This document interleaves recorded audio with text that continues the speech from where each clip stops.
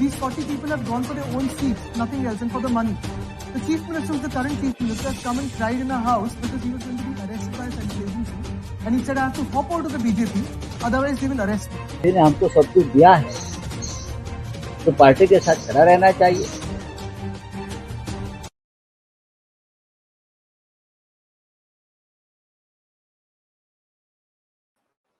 नमस्कार, इन 24 न्यूज के डिजिटल पर आप सभी का स्वागत है। मैं हूं प्रदीप शर्मा और आप देख रहे हैं हमारे साथ शिंदे पर आदित्य का हमला।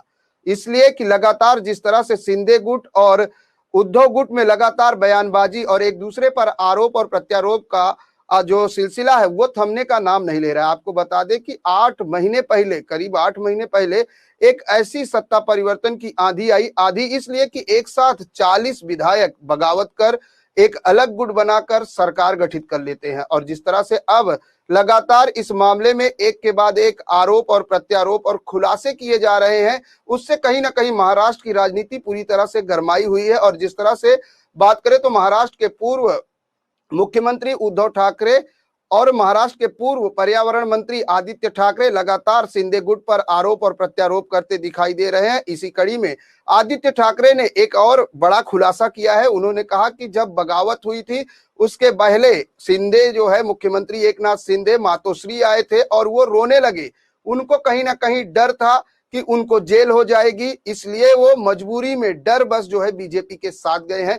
आज हम इसी पर चर्चा करेंगे कि आखिर क्या वजह थी कि शिंदे जी को डर सताने लगा कि उनको जेल जाना पड़ेगा और उन्होंने इस तरह से बगावत की है। और इस विषय पर चर्चा करने के लिए हमारे साथ कई खास मेहमान हैं, उनका भी हम परिचय करा दें। हमारे साथ हैं शिंदे गुट से कृष्णा हेगड़े जी, जो पूर्व विधायक भी हैं। आपको बता दें हमारे साथ हैं बीजेपी के प्रवक्ता अभिषेक त्रिपाठी जी। हमारे साथ हैं कांग्रेस, माफ कीजिएगा, हमारे साथ हैं उद्धव गुट के नेता हर्षवर्धन जी। आप सभी का स्वागत है इस खास चर्चा में। जिस तरीके से सबसे पहले तो कृष्णा हेगड़े जी, जिस तरीके से बात करें कि आदित्य ठाकरे ने करीब 8 महीने बाद एक बड़ा खुलासा किया है, क्या कहेंगे? जिस तरह से उन्होंने कहा है कि शिंदे जी मातोश्री आए और रोने लगे।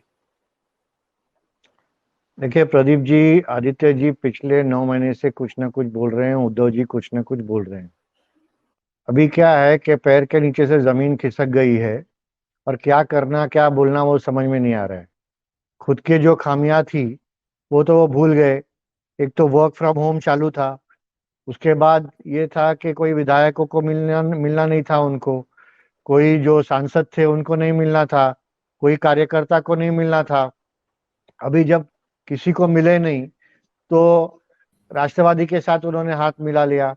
2019 में जब बीजेपी और शिवसेना महाराष्ट्र की जनता के बीच में गई और इलेक्शन में गई, तब उन्होंने कहा था कि हम हिंदुत्व के आइडियोलॉजी पे इलेक्शन लड़ रहे हैं, मोदी जी के नेतृत्व में लड़ रहे हैं और देवेंद्र फडणवीस जी के नेतृत्व में लड़ रहे हैं।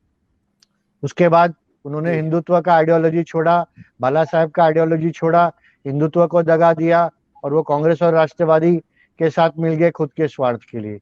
अभी वो भी नहीं चला और सरकार गिर गई। तो मुझे एक बात कहिए कि अगर शिंदे जी ने ऐसा कुछ कहा होगा तो 50 विधायकों ने आपसे कहा है क्या? तो 50 विधायक क्यों निकल गए? 50 विधायक इसके लिए निकल गए क्योंकि नेतृत्व उनका साथ नहीं दे रहा था। राष्ट्रवादी कांग्रेस का जो फाइनेंस डिपार्टमेंट था, फाइनेंस मिनिस्ट्री था, जितने फंड्स थे वो सब अपने पास ले रहे थे। शिवसेना के जो विधायक है, शिवसेना के जो खासदार है, उनको काम करने का मौका नहीं मिल रहा था। सभी को डर था कि 2024 में हम लोगों के बीच में जाए तो क्या बोले। ये बोले कि 2019 में हम हिंदुत्व के आइडियोलॉजी पे लड़े, बीजेपी के साथ लड़े और 2024 में हमने तो हिंदुत्व छोड़ दिया और अब राष्ट्रवादी कांग्रेस और कांग्रेस के साथ हमने हाथ मिला लिया। और वो भी राष्ट्रवादी कांग्रेस और कांग्रेस जो स्वतंत्र वीर सावरकर के खिलाफ बोल रहे हैं, जिन्होंने उनके ऊपर टिप्पणी की, जिन्होंने स्वतंत्र वीर सावरकर जी को डिफेम किया। तो ये जो 50 विधायक है, हर्षवर्धन जी, कृष्णा जी, हर्षवर्धन जी से भी कोट ले लेते हैं। हर्षवर्धन जी, क्या कहेंगे जिस तरीके से अब ये कहा जा रहा है कि पैर के नीचे जमीन खिसक गई है, वर्क फ्रॉम होम चल रहा था, आखिर 9 महीने बाद आज आदित्य ठाकरे ने क्यों खुलासा किया, इसके पहले क्यों नहीं किए? अभी जैसे दिन नजदीक आएंगे चुनाव के, तो बीजेपी और ये जो शिंदे गुट है उनके पैर के जमीन खिसकने वाली है। ये बात का उनको पक्का एहसास हुआ है। जबकि अभी हमारे दोस्त कह रहे थे, ये सब जब कोई बड़ा नेता कोई बात कहता है, उस बात में बयानबाजी में कोई अस्तर समा रहता है। अब आदित्य जी हमारे युवा सेना के प्रमुख है और से पूरे महाराष्ट्र में काम कर रहे हैं। बहुत मायने में लोग उनसे जुड़ रहे हैं और वो जो कह रहे हैं उसमें 100% सही बात है, तथ्य है, इसीलिए वो सब कह रहे हैं। इतनी बयानबाजी वो न्यूज चैनल पे नहीं कर सकते, जब उस बात में कुछ तो है, राज है, इसीलिए उन्होंने खुलेआम न्यूज चैनल पे वो बात कही है। अभिषेक जी, जिस तरह से ये कहा जा रहा है कि बीजेपी से डर के लोग जो है बगावत कर रहे हैं, बीजेपी उनको जेल में डाल देती, इसलिए एकनाथ शिंदे जी ने बगावत की है, कितने सच्चाई देखते हैं इस बयान पर? अरे अगर बीजेपी से डर के उन्होंने पार्टी छोड़ी होती तो क्या बीजेपी उनको मुख्यमंत्री बना देती? जो डर के आता है उसको मुख्यमंत्री नहीं बनाया जाता है। ये बहुत सिंपल सी बात है, समझने की बात है। आदित्य जी को ये चीज समझना चाहिए कि काफी समय हो गया उल्टे खेल खेलते हुए महाराष्ट्र में। ये बात 2022 की नहीं है जब शिंदे जी की हमारे साथ सरकार बनी है भारतीय जनता पार्टी की। ये बात 2019 की है कि जब हमें धोखा दिया गया था, और धोखा किसने दिया था? उस टाइम की शिवसेना और उद्धव जी ने दिया था। 2019 अक्टूबर में मुंबई में महारैली हुई थी प्रधानमंत्री श्री नरेंद्र मोदी जी की। उसमें सारे वरिष्ठ नेता, सारे सांसद, कैबिनेट के सब लोग बैठे थे स्टेज पे, और साथ में बैठे थे श्री उद्धव ठाकरे जी भी। उनके सामने ये चीज बोला गया था और प्रधानमंत्री जी ने भी बोला था कि देवेंद्र फडणवीस जी के नेतृत्व में, उनके मुख्यमंत्री के नेतृत्व में हम ये चुनाव लड़ेंगे और साझे में लड़ेंगे, साथ में लड़ेंगे। तो कोई भी चीज ऐसी नहीं हुई है जो पर्दे के पीछे हुई हो। ये समझना बहुत जरूरी है कि धोखा किस लेवल पे दिया जा रहा है। तो आप अगर बाला साहब की सारी आइडियोलॉजी को, उनके विचारधारा को ताक पे रख के, साइड में रख के आप भूल गए, हम तो नहीं भूले, ना ही शिंदे जी भूले, तो अगर उनके साथ आप कांग्रेस के साथ आके सरकार बना लेते हो, राष्ट्रवादी के साथ आके सरकार बना लेते हो, ये तो आपकी गलती है। ये तो उल्टी गिनती आपकी तभी शुरू हो गई थी 2022 में आके, वो उल्टी गिनती खत्म हुई। लेकिन समझना आपको यह है कि गलती कहां कहां कर रहे हो और कैसे कैसे करते चले आ रहे हो। तो ये कहना बहुत गलत है कि बीजेपी के डर से शिंदे जी जो जाके रोए, ऐसा तो मतलब, और अगर ऐसी बात है तो आदित्य जी अभी तक क्यों चुप थे? उद्धव जी अभी तक क्यों चुप थे? जुलाई 2022 में ये बात बोल देते कि ऐसा चल रहा है, इस वजह से ये लोग जा रहे हैं। और बहुत अच्छी बात बोली कृष्णा जी ने, मैं उसको आगे बोलना चाहूंगा कि 1 पे केस, 5 पे केस, 8 पे केस होगा, 50 लोगों पे केस नहीं होता। हर पूरी की पूरी पार्टी अगर 80%, 90% पार्टी इधर आ जाए तो उसका मतलब यह है कि आपका जो नेता है, आपका जो शीर्ष नेता है, जो आपका अध्यक्ष है, उससे आपको तकलीफ है। मुद्दा यह है। देखिए कृष्णा जी, जिस तरीके से आज संजय राउत जी ने कहा है कि ये जो आदित्य ठाकरे ने बयान दिया है ये पूरी तरीके से सच है। उस दौरान लगातार ईडी की कार्रवाई की जा रही थी, जिससे कई नेता और कई विधायक जो है डरे हुए थे, और यही वजह है कि एकनाथ शिंदे मातोश्री के बाद हमारे भी घर आए थे, यानी संजय राउत के घर गए थे, और उनसे भी उन्होंने यही कहा था कि देखिए सरकार गिरा दीजिए, क्योंकि मुझे जेल नहीं जाना है और लगातार जेल जाने की नौबत ना आए। इसको लेकर कहीं ना कहीं एकनाथ शिंदे पूरी तरीके से डरे हुए थे। क्या कहेंगे, संजय राउत भी अब कहीं ना कहीं आदित्य ठाकरे के बयान को समर्थन दे रहे हैं? प्रदीप जी, पहले तो हम शिंदे गुट नहीं है, हम असली शिवसेना है, बाला साहब जी की शिवसेना है। हमारा सिंबल धनुष बाण है, तो हम कोई गुट नहीं है। गुट है तो जो सामने है उन लोग गुट बन गए हैं। 13 सांसद नहीं, हमारे लेकिन देखिए पास है और लगभग हमने 50 इसलिए गुट का विधायक रखा हमारे क्योंकि पास पार्टी है। 2 फाड़ में है जी। नहीं, पार्टी 2 पार्ट में नहीं है, हम शिवसेना है। वो कहाँ है, वो क्या कर रहे हैं, क्या बयानबाजी कर रहे हैं, उससे हमको कोई लेना देना नहीं है। हमको महाराष्ट्र के लोगों के हित में काम करना है और तेजी से काम करना है। महाराष्ट्र में उन्नति और प्रगति लेके आना है। हमारे किसान भाइयों को मदद करना है। जितने भी वेलफेयर स्कीम, इंफ्रास्ट्रक्चर स्कीम हमारे सीएम साहब ने लेके आए पिछले 9 महीने में, और जो गति से एकनाथ शिंदे जी और देवेंद्र फडणवीस जी और सरकार काम कर रही है, इसमें कहाँ ना कहाँ तो ये बौखला गए। दूसरी बात यह है कि संजय राउत जी ने क्या कहा। संजय राउत जी का काम ही है सुबह 9 बजे कुछ कहना और टीआरपी जो बटोरना खुद के लिए। अभी मुझे तो वो समझ में नहीं आ रहा है कि वो कांग्रेस के लिए काम करते, राष्ट्रवादी के लिए काम करते, राहुल गांधी के लिए काम करते, शरद पवार साहब के लिए काम करते, या उद्धव जी के लिए काम करते। तो पहले वहां पर वो बताए कि वो किसके लिए काम कर रहे। हमारे राहुल गांधी जी जाके सावरकर जी के खिलाफ कुछ कहते हैं, संजय राउत जी जाके उनको हाथ मिलाते, उनके गले लगते हैं, उनके भारत जोड़ो यात्रा में शामिल होते हैं। शरद पवार साहब बोलते हैं कि नहीं, हम अडानी का साथ देते हैं, हमको जेपीसी की कोई जरूरत नहीं है, तो संजय राउत जी दूसरा कुछ कहते हैं। देखिए संजय राउत जी क्या कहते हैं हम आजकल सीरियसली लेते नहीं है। संजय राउत जी एक बार ठीक है वो सामना के एडिटर थे, एक गट्सी लीडर थे, लेकिन आजकल मुझे लगता है कुछ सालों से वो भी, उनका भी क्या हुआ है मुझे पता नहीं, उनके पर्सनल इश्यूज में मैं जाना नहीं चाहता हूँ, लगता है बहुत स्ट्रेस में हो आजकल। संजय राउत जी किसके लिए काम कर रहे हैं, जिस तरह से कृष्णा जी ने सवाल उठाया है? लगता है हर्षवर्धन जी का नेटवर्क का कुछ इशू आ गया है, वो हमसे उनका जो है संपर्क नहीं हो पा रहा है। जिस तरीके से अगर बात करें, अभिषेक जी लगातार आदित्य ठाकरे हैदराबाद में अपने प्रोग्राम के दौरान बीजेपी पर भी जमकर निशाना साधे हैं। उन्होंने साफ तौर से हिंदुत्व के मुद्दे को लेकर सवाल उठाए हैं। उन्होंने कहा कि बीजेपी अपना हिंदुत्व का एजेंडा स्पष्ट करे। क्या कहेंगे? और कितना स्पष्ट करें, और 8-9 महीने वेट कर ले, राम मंदिर तैयार हो जाएगा, आके दर्शन कर ले, उनको न्योता जाएगा, तो बहुत बहुत हमारे लिए, इस देश के लिए, हिंदुत्व के लिए बहुत बड़ी बात होगी। अब हिंदुत्व की बात अगर आदित्य ठाकरे जी भारतीय जनता पार्टी को सिखाएंगे तो वो चिराग दिखाने जैसा है सूरज को, तो उनको हिंदुत्व तब याद आना चाहिए था जब वो राहुल गांधी जी के साथ यात्रा में शामिल हुए। उनको हिंदुत्व तब याद आना चाहिए था जब वो 2019 में सोनिया गांधी जी के निवास में गए दिल्ली में मिलने, जहां बाला साहब जी ये सोच भी नहीं सकते थे कि वो कभी ऐसा करेंगे। तो हिंदुत्व ना सिखाएं, हिंदुत्व की शायद वो अगर बोला जाए तो स्पेलिंग भी नहीं लिख पाएंगे। तो उनको ये चीज समझना चाहिए कि अब जागो, अब नहीं जागोगे तो कब जागोगे। उन लोगों की बहुत बड़ी प्रॉब्लम, उनके जो इर्द गिर्द लोग हैं, उनको जो सिखाने वाले हैं, पढ़ाने वाले हैं ना, उनके जो ट्यूशन टीचर्स हैं ना, वो बहुत गड़बड़ है। उन लोगों को सबसे पहले उन लोगों को हटाना चाहिए, भारतीय जनता पार्टी को, और शिंदे जी की शिवसेना की तरफ नजर लगातार करने से कुछ नहीं होगा, क्योंकि ये बहुत ही अच्छी सरकार इस वक्त चल रही है मोदी जी के समर्थन में, और उनका जो पूरा सहयोग मिल रहा है। प्रदीप जी, मुझे कहना है, हेलो प्रदीप जी जी, नेटवर्क का इशू जी आ रही है। हर्षवर्धन जी बोलिए। मुझे एक बात यहाँ पे जरूर कहना चाहिए, आप जी 8 महीने से नहीं, जब से भाजपा का सरकार की तरफ आया, जिससे आप देख रहे हैं स्वायत्त संस्था जो भी है, ईडी है, सीबीआई है, इन सब का यूज करके पार्टी के विधायकों को डरा धमका के बीजेपी के लिए शामिल करके ले रहे, जिनके ऊपर भ्रष्टाचार के कई आरोप हो गए। और जब वो भ्रष्टाचार का आरोप होने के बाद जो विधायक बीजेपी में जाता है तो उसको क्लीन चिट मिल रही है।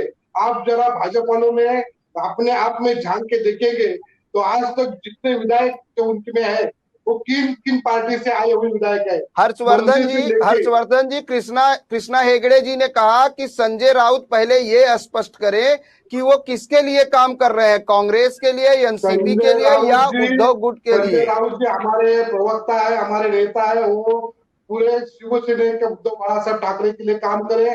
जब से बाला साहब ठाकरे के साथ उन्होंने काम किया है, उनका अनुभव उनको है, और वो सिर्फ और सिर्फ शिवसेना उद्धव बाला साहब ठाकरे के लिए काम करे। ये लोग ऐसे बातें करके, हवा में बातें करके शिवसेना पार्टी को गुमराह करना चाहते हैं, कार्यकर्ताओं में संभ्रम निर्माण करना चाहते हैं, लेकिन इसका कोई फायदा होने वाला नहीं है।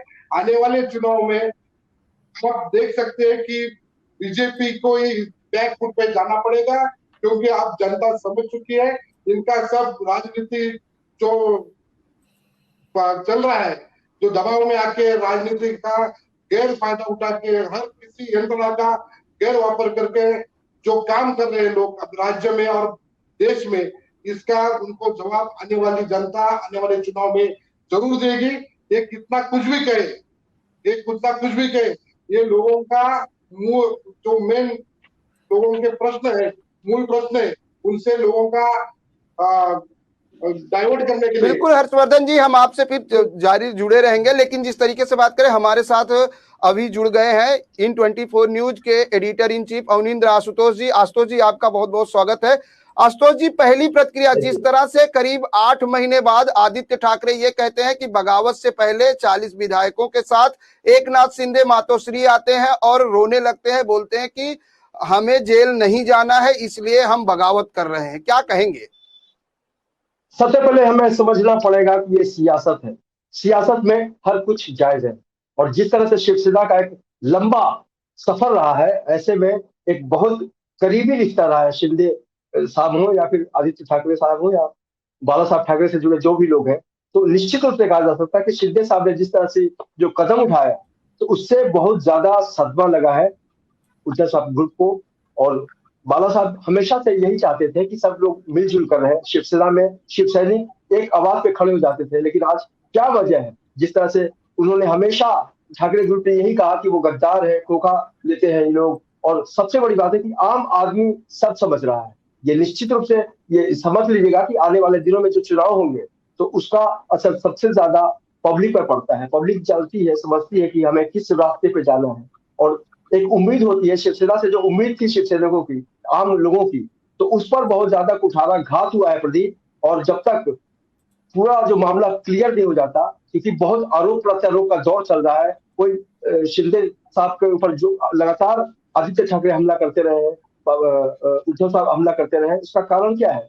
क्योंकि वो हर्ट हुए हैं। और सियासत में अपने घर के लोग जब जाते हैं तो बहुत मुश्किल होता है अपने लोगों को संभाल पाना। और यही कारण है कि इस तरह की बयानबाजी सामने आ रही है। इसकी जांच जरूर होनी चाहिए कि वाकई इसके पीछे क्या मामला है। लेकिन संजय राउत जी ने भी साफ साफ कहा है कि बिल्कुल ये सच बात है। और जब राउत साहब ने ऐसा कहा है तो ये शिवसेना का प्रवक्ता के तौर पर उन्होंने कहा है, और निश्चित रूप से शिंदे जी को आने वाले दिनों में जवाब देना पड़ेगा। आशुतोष जी, आपको रोकना चाहेंगे, आप देख लेते हैं कि क्या आदित्य ठाकरे और संजय राउत ने क्या कुछ कहा है। आइए आपको सुनाते हैं, फिर चर्चा जारी रखेंगे। Someone who's been backstabbed and gone over just for power there. These 40 people have gone for their own seats, nothing else, and for the money. The chief minister, who's the current chief minister, has come and cried in a house because he was going to be arrested by a central agency. And he said, I have to hop out of the BJP, otherwise they will arrest me. It was his good luck that they wanted to show that, this guy is the true Sena and we'll make him the chief minister. But if you can term this betrayal and this backstabbing as just because, it speaks highly about what you see as morality. Because for me, trust is everything. For me, if someone who I've given everything to, if I have given everything to you and you backstab me, it doesn't remain just because you've broken my trust, you've broken everything. Two, if you speak about ने हमको सब कुछ दिया है तो party के साथ खड़ा रहना चाहिए। ये एक दहशत और दबाव का तंत्र चल रहा है, पूरे देश में दमन का तंत्र चल रहा है, तो हमको डरने की जरूरत नहीं है। अगर हमने कुछ गलत नहीं किया है तो डरने की जरूरत नहीं है, और नहीं भी किया है और फिर भी हो सकता है या अन्याय के खिलाफ हम खड़े रहेंगे। फिर भी उनका कुछ कहना था कि नहीं, मुझे डर है कि मुझे जेल में डालें। ऐसे बहुत से लोग हैं जिनके ऊपर ईडी और सीबीआई की कार्रवाई चल रही थी उस वक्त, और उनको जेल जाने का डर था। उसका नाम भी आपको मालूम सबके, उनका नेतृत्व।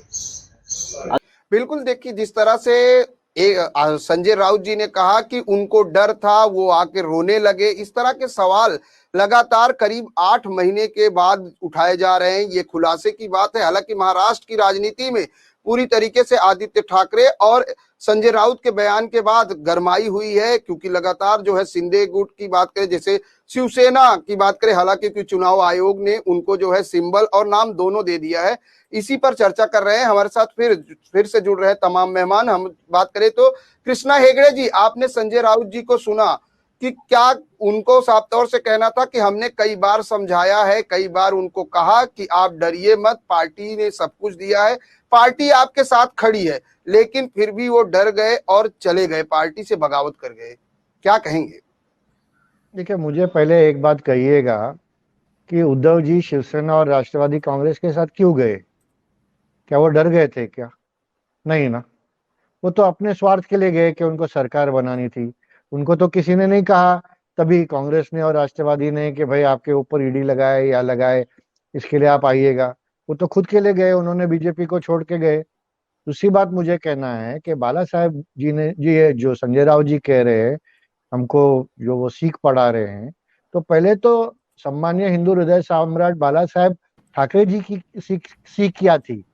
उनको क्या बोलना था? उन्होंने कहा, जो दिन मुझे कांग्रेस और राष्ट्रवादी कांग्रेस के साथ हाथ मिलाना पड़ा तो मैं ये दुकान बंद कर दूंगा, मेरा दुकान बंद कर दूंगा। तो ये बाला साहब के भी जो विचार है, आइडियोलॉजी, ये सुनते नहीं। अभी इसके पहले मुझे आप बात कहिए, 20 साल पहले छगन भुजबल जी छोड़ के गए, तो क्या हुआ? इन्होंने क्या किया? छगन भुजबल जी ने क्या 50 खोखा लिए? क्या उनके ऊपर ईडी का डर था? उसके बाद नारायण राणे छोड़ के गए 15 साल पहले, तो क्या उनके ऊपर ईडी का डर था? उन्होंने 50 खोखा लिया। उसके बाद राज ठाकरे जी छोड़ के गए, उसके बाद इतने सारे नेता छोड़ के गए, तो सब ईडी के डर से या जेल जाने के डर से या लालच की वजह से, 50 खोखा की वजह से छोड़ के गए क्या? अभी मैं छोड़ के गया तो क्यों छोड़ के गया? कुछ तो बात हुई होगी कि कोई एक्सेसिबल नहीं है, कोई इनएक्सेसिबल है, कोई बात नहीं सुनता, कोई मिलता नहीं। और ये प्रॉब्लम अभी भी चल रहा है। जो आजू बाजू के 3-4 कोटरी है, और मैं इसमें संजय राउत जी का दोष नहीं देता हूँ, वो तो प्रवक्ता है, वो अपना बात पक्ष के लिए निडर तरीके से रखते हैं। लेकिन जो दूसरे हैं आजू बाजू में, वो तो लोगों को काम करने नहीं देते वहां पर लोगों को वहां जीने और जगने नहीं देते, उनको ह्यूमिलिएट करते। तो आप कोई पार्टी में जब आप काम करते हो, क्या आप शर्मिंदा होने के लिए काम करते हो? क्या आप इज्जत अपने गंवाने के लिए काम करते हो? नहीं, आप इसके लिए काम करते हो कि आप जो महाराष्ट्र के अंतिम जो आदमी है जिसको आपका जरूरत है उस तक पहुंचे। मुंबई का जो अंतिम आदमी है जिसको आपकी जरूरत है, पुलिस हो, म्युनिसिपैलिटी हो, कलेक्टर हो, माडा हो, गटर हो, नाला हो, पानी हो, उसको सुविधा दे सके, रास्ते हो, अच्छे रास्ते, और ये सब में वो कृष्णा जी असफल है। आपने कहा आजू बाजू के लोग, हम चाहेंगे कि दर्शकों तक ये बात पहुंचे कि आखिर वो आजू बाजू के लोग कौन है। देखिए, आजू बाजू के लोग कौन है वो तो बॉस ही जानते हैं ना उनके बराबर, और वो सब जानते हैं जो वहां से निकल गए। हर्षवर्धन जी, कौन है ये आजू हर्षवर्धन जी बाजू को के लोग जो लोगों को मिलने नहीं देते? हर्षवर्धन जी पार्टी में उनको ही पूछिएगा कौन है। आजू बाजू के कोई लोग नहीं है, ये सब भाई अभी आने वाले समय में आपको सब पता चलेगा। जो पहले बात कर रहे उनका वो अलग कारण था, जैसे आज के 2014 में बीजेपी सत्ता में आई है, तब से लोग सब समझ रहे राज्य में क्या चल रहा है, देश में क्या चल रहा है, हर कहाँ पे भी बीजेपी का बोलबाला क्यों चल रहा है, सबको जोर जबरदस्ती। और शिंदे साहब का बारे में मैं खास करके कहूंगा कि हम भी उनके कार्यकर्ता थे, हम भी पार्टी के लिए उनके साथ काम किया है, लेकिन ईडी के ही दबाव में आके शिंदे साहब को ये कदम उठाना पड़ा है। ये आदित्य जी साहब ने कही हुई बात 100% सच है। हमारे प्रवक्ता साहब संजय राउत जी ने कहा है, वो बात भी सही। पार्टी ने उनको समझाया था कि हम पूरी पार्टी ताकत के साथ उनके साथ में है, फिर भी दबाव में आके उन्हें ये कदम उठाना पड़ा है। लेकिन मैं आज भी दावे के साथ कह सकता हूँ कि शिंदे साहब अगर आज भी उधर मुख्यमंत्री पद पर विराजमान है, फिर भी उनके दिल में, उनके मन में दुख है कि उनको जबरदस्ती ये सब छोड़ के उनको वहां मुख्यमंत्री पद पे कुर्सी पर बैठना पड़ रहा है। वो अपने अभिषेक जी, पार्टी का बोलबाला क्यों है, बीजेपी का बोलबाला? जिस तरह से हर्षवर्धन जी कह रहे हैं कि हर किसी को पता है कि बीजेपी का बोलबाला क्यों है, और शिंदे जी डर के मारे ही मुख्यमंत्री की पोस्ट पर पद पर बैठे हैं। आज के तारीख में देखो, आप देखो हर्षवर्धन जी सुनिए, प्रताप शर्मा के, भावना गवली है, ऐसे कई उदाहरण मैं दे सकता हूँ जिसकी ईडी इनके पीछे लगाई गई थी। आज वो भाजपा के साथ जुड़ गए तो सब क्लीन चिट हो गए। जैसे निर्मा वॉशिंग पाउडर के मशीन में डाल दिया और वो क्लीन चिट होके अभी भाजपा में काम कर रहे हैं। और भाजपा ऐसे लोगों को लेके सत्ता में बैठी है। वो राठौड़ है, अनिल राठौड़ है, समझो प्रताप शर्मा के, भावना गवली, ऐसे कई उदाहरण है। अभी देखो अनिल जो है उसमें धोने के लिए तैयार है। एक साल कोर्ट अंदर होने के बाद कोर्ट में क्या, हर्षवर्धन जी अभिषेक जी का भी सुन लेते हैं, क्योंकि आपने वॉशिंग मशीन और निरमा पाउडर तो बता दिया है, तो जान लेते हैं कि आखिर बीजेपी के पास ऐसी कौन सी मशीन और जो है निरमा पाउडर है। कह रहा हूँ बार बार आने वाले चुनाव में देखो ये सब कैसा चल रहा है।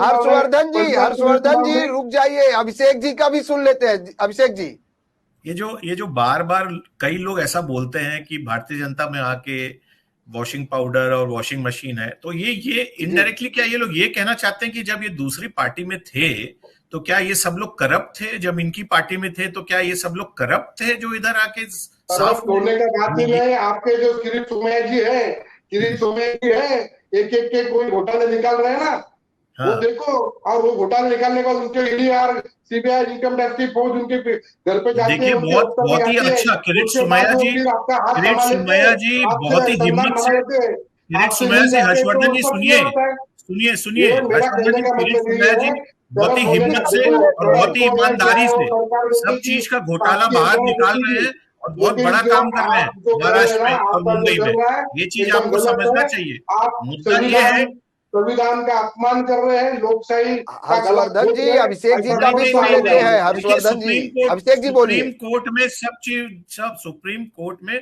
सारी सुनवाई चल रही है, संविधान का कोई गला नहीं घोट रहा है, उसका भी नतीजा आ जाएगा, उसका भी वर्डिक्ट आ जाएगा। तो आई थिंक हमें ये मानना बहुत जरूरी है, जो हमारे संवैधानिक संस्थाएं हैं, चाहे वो इलेक्शन कमीशन हो, चाहे वो सुप्रीम कोर्ट हो, उन लोगों की बात समझनी चाहिए।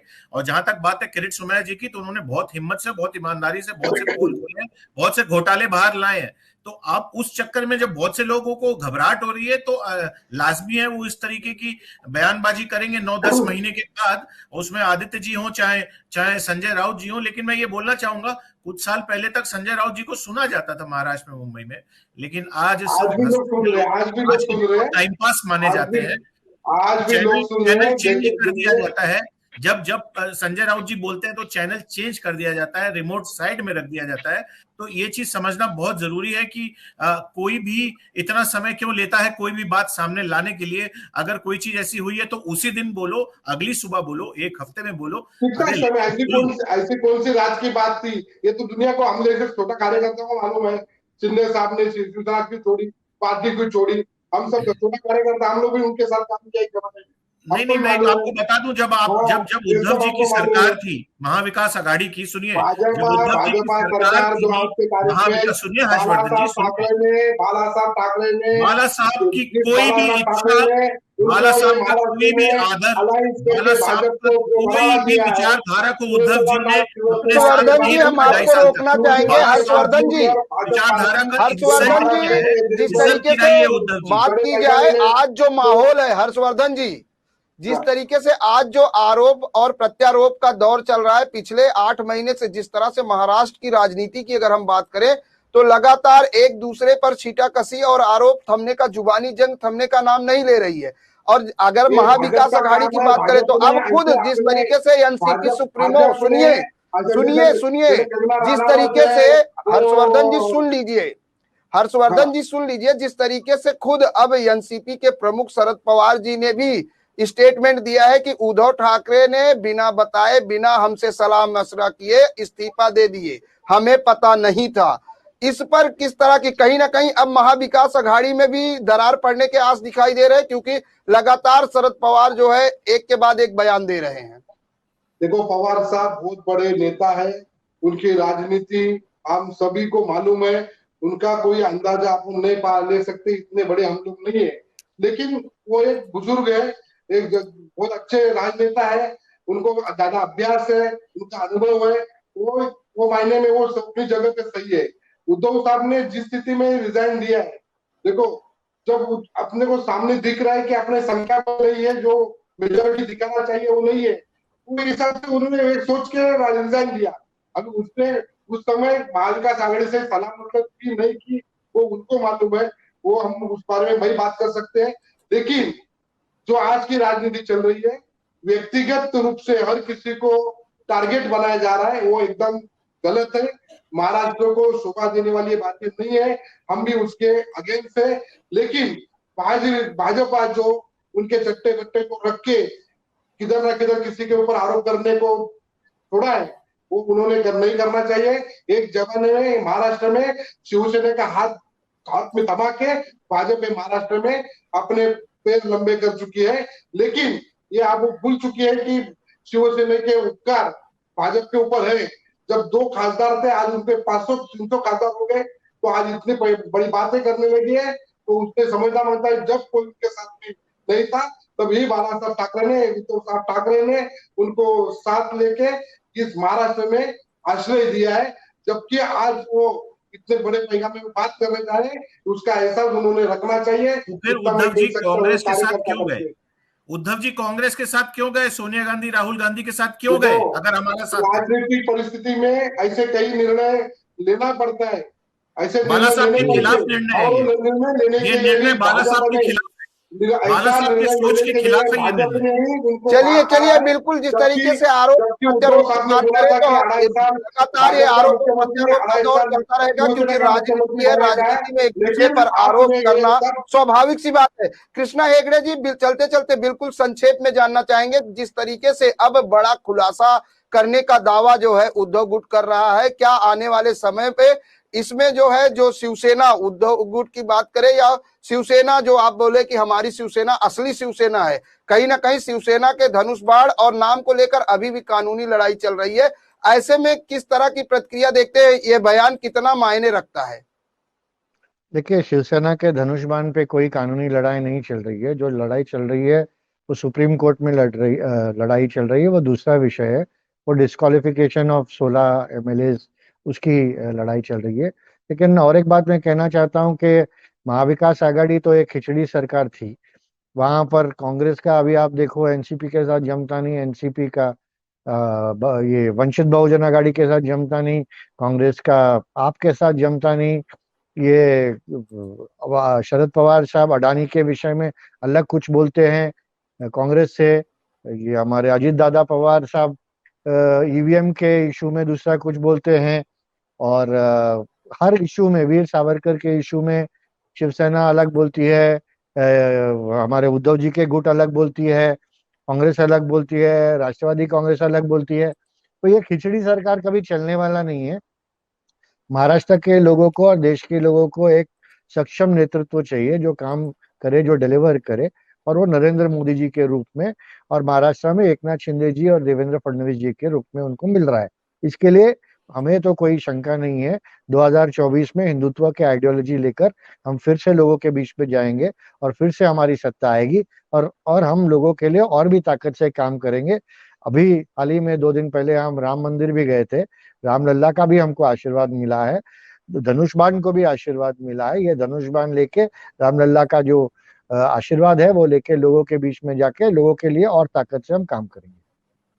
आशुतोष जी जिस तरीके से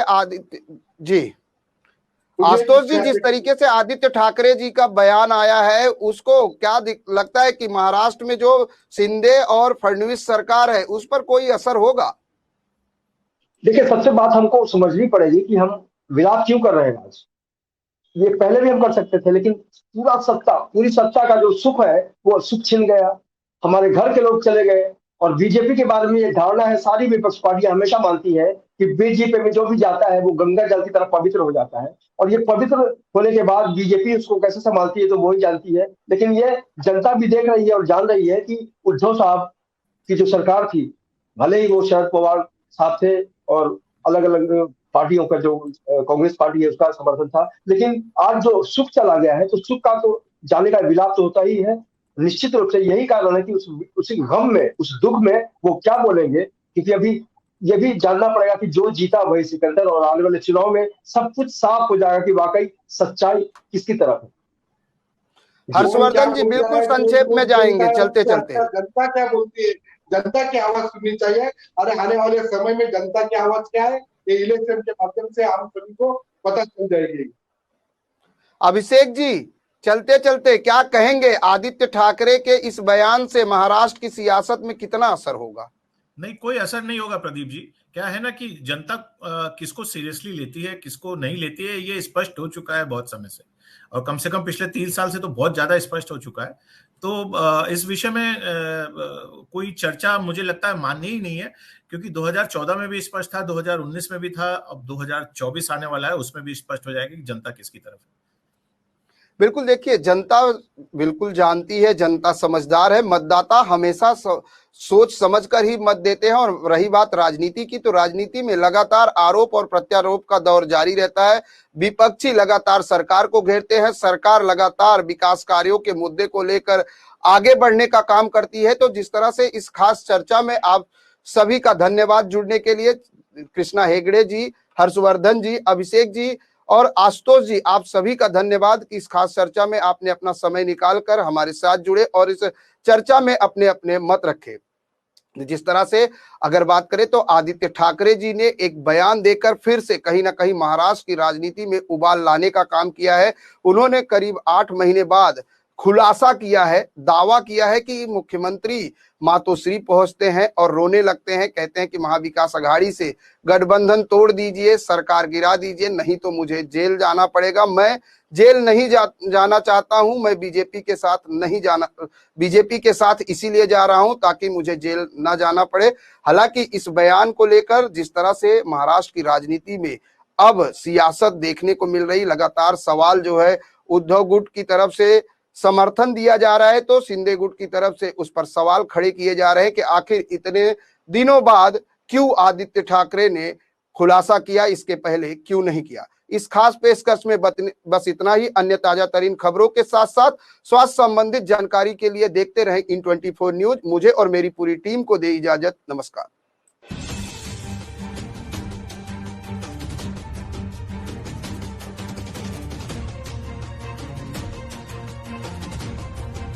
These 40 people have gone for their own seats, nothing else, and for the money.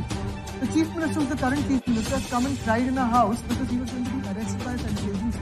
And he said, I have to hop out of the BJP, otherwise they will arrest me. हमको सब कुछ दिया है,